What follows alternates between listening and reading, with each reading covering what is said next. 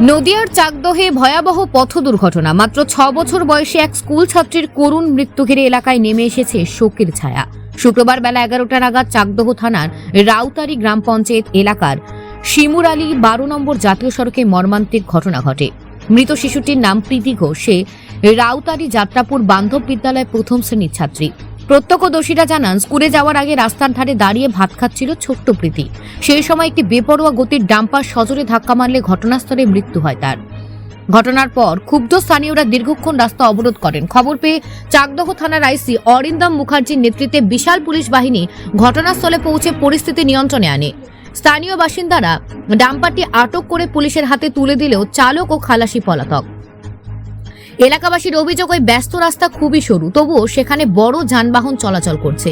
প্রশাসন কি ব্যবস্থা নেবে? ঘটনার তদন্ত শুরু করেছে চাকদহ থানার পুলিশ। সুদীপ বিশ্বাসের রিপোর্ট, নিউজ প্রাইম টাইমস। এখন দেখেন কিভাবে অ্যাক্সিডেন্ট হয়েছে না হয়েছে, আমি প্রত্যক্ষদর্শী না, আমি এখনই ইনভেস্টিগেশন করি না। ইনভেস্টিগেশন করছে স্যার, এখানে যেখানে গেছে আমাদেরকে বলেছে, আমাদেরকে অ্যাসুরেন্স দিয়েছে। এলাকার মানুষ হিসাবে আমরা যেটা প্রস্তাব আকারে স্যারের কাছে রেখেছি, স্যার সেটা প্রস্তাব সঙ্গে সঙ্গে ফোন করেছে। আমরা বাম্পারের কথা এখনই বলেছি, গাড়ি ঘোড়া যাতে নিয়ন্ত্রণ করা যায়, যেহেতু দুটো স্কুল আছে, ব্যাংক আছে, পঞ্চায়েত আছে, পোস্ট অফিস আছে, যাতে ভবিষ্যতে যাতে এরম ধরনের ঘটনা না ঘটে আমরা যেটুকুনি স্যারকে বলার বলেছি।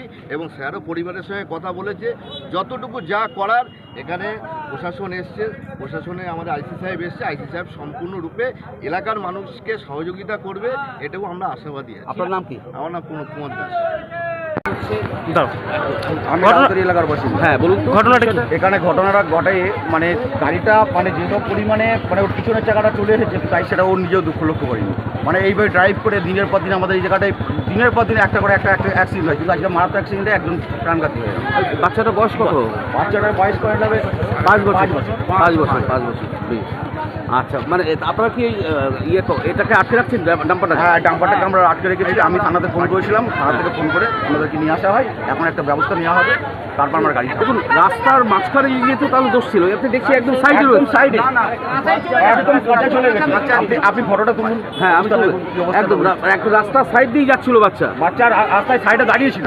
তাহলে গাড়ি নিয়ে ওখানে যাওয়ার কি মানে হলো? মানে ড্রাইভারের একটা প্রবলেম হচ্ছে, কারণ ড্রাইভারই তো এটা চাপ চাপিয়ে দিয়েছে।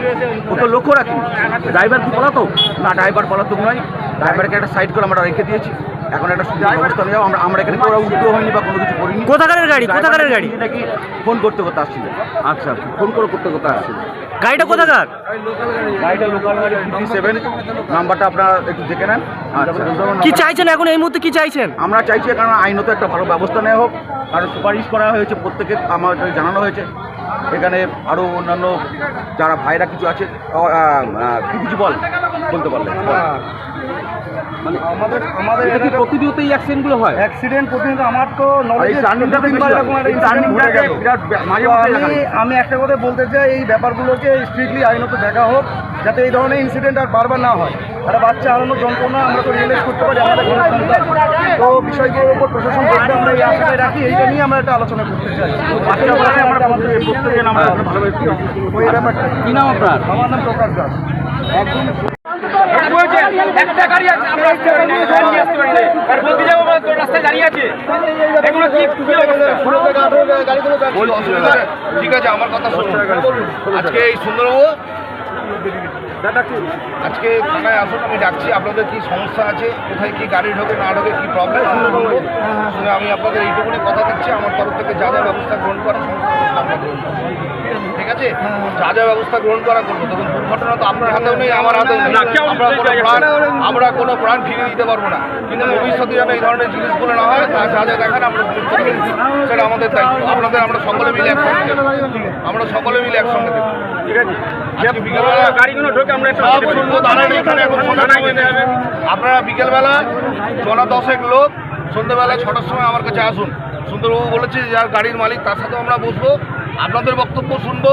আপনাদের কি কোন গাড়ি কি সমস্যা, কোন গাড়ি কোথায় ঢোকে, কোথায় ভ্যান দাঁড়িয়ে থাকে, কী কী আছে সমস্তটা শুনে আমরা আমাদের তরফ থেকে যা যা করণীয় সমস্ত ব্যবস্থা নেব। আমরা প্রাণ তো আমি ফিরে দিতে পারবো না, আপনিও পারবেন না। কেউ তো কোনো দুর্ঘটনা চায় না, আমিও চাই না, আপনিও চান না, কিন্তু ঘটনা ঘটেছে।